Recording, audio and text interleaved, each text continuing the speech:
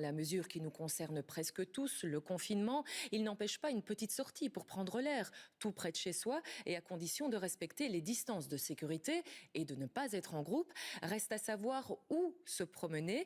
À Bruxelles, entre les parcs ouverts ou partiellement ouverts, il faut tenter de s'y retrouver. La preuve avec Charles-Emmanuel de Wassège.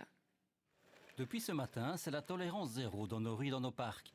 La police veille au grain et verbalise toute infraction. Comme ces 5 personnes statiques qui discutent ensemble, chacune d'entre elles recevra une amende de 150 €. C'est le prix à payer pour garder les parcs ouverts. Les parcs à Bruxelles restent ouverts conformément aux décisions du Conseil national de sécurité qui a décidé de ne pas fermer les parcs.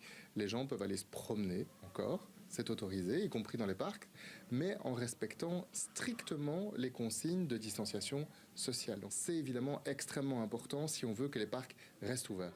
Et pourtant, ces consignes peuvent être adaptées selon les circonstances. Le bourgmestre de Forêt a interdit l'accès à la pelouse du parc de Forêt et de nombreux bancs publics empêchent par un ruban les promeneurs de s'asseoir, alors que le règlement autorise une personne seule de profiter d'un court moment de répit. Normalement, on peut s'asseoir à une personne par banc dans les parcs ou sur l'espace public. Maintenant, certaines polices, certains bourgmestres, certaines autorités décident, pour des raisons peut-être de facilité, d'aller un cran plus loin.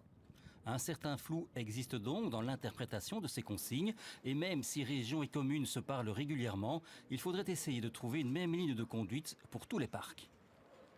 Il est tout à fait possible d'ailleurs qu'on fasse une réunion avec les 19 bourgmestres dans les prochains jours. L'idéal, c'est que les mesures soient uniformes, mais il y a parfois des spécificités qui justifient à certains endroits, à certains moments, des mesures particulières. Cet après-midi, les consignes étaient plutôt bien respectées et certains badauds proposent même de nouvelles idées. Ce qui serait peut-être bien, c'est que les parcs soient ouverts une heure spécifique le matin pour les personnes âgées seulement. Voilà, parce que les vieux se mélangent avec d'autres personnes. Je trouve que ça, c'est quand même une erreur. Le bon sens et le respect de chacun permettra alors de garder nos parcs ouverts encore très longtemps.